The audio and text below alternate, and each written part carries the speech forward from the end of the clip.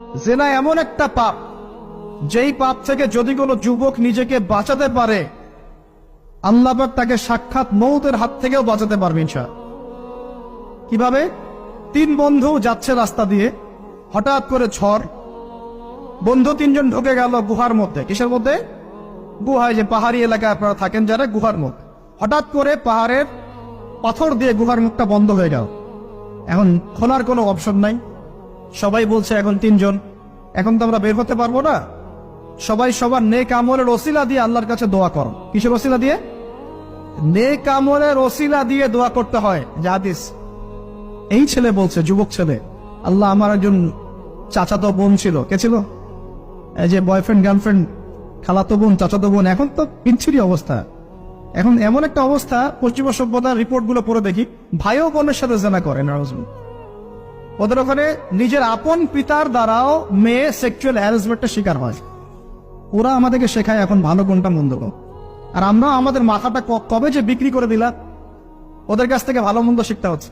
কোরআন সুন্নাহ বাদ দিয়ে ওদের কাছ থেকে ভালো মন্দ শিখতে হচ্ছে। তো চাচাতো বোনকে সে খুব ভালোবাসতো, তাকে সে পেতে চাইতো, মানে তার সাথে সেক্সুয়াল সম্পর্ক করতে চাই, সোজা কথা বল।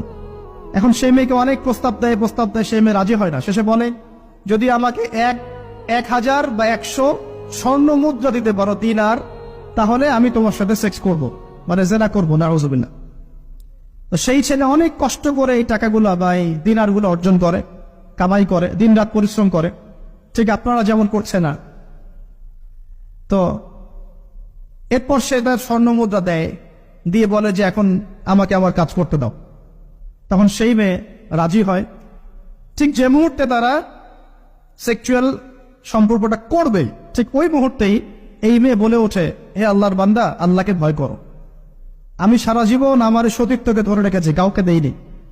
আমি কারোর সাথে এরকম অন্যায় করি নাই, আমি খারাপ মেয়ে নই, তুমি আমার ইজ্জতটা নষ্ট করো না। কে বলছে কথা? মেয়ে। ওই অবস্থা থেকে কি একটা ছেলের উঠে আসা সম্ভব? এটা কি এতটাই সহজ? এটা কিন্তু সহজ না। সত্যি কথা বলতে এই বিষয়টা কিন্তু এতটাও সহজ না।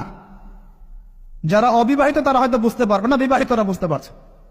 তো ওই অবস্থা থেকে সেই টাকাগুলো না নিয়ে, সেই স্বর্ণমুদ্রা মেয়েকে দিয়ে, ওখান থেকে সেই ছেলে উঠে আসে আল্লাহর ভয়ে। সে এখন গুহার মধ্যে আটকা পড়েছে, আল্লাহকে বলছে, আল্লাহ, ওই দিন ওই কাজ যদি তোমার সন্তুষ্টির জন্য করে থাকি, আজকে আমাকে মৃত্যুর হাত থেকে বাঁচাও। সমস্ত পাথর তপ করে সরে গেল বন থেকে। এটা কিন্তু কোনো গাল গল্প না, এটা বনু ইসরাইলের ঘটনা, সত্য ঘটনা। এই হাদিস থেকে আমি আপনাকে দলিল দিচ্ছি যে যদি জেনার মতো পাপ থেকে আপনি আমি সরে আসতে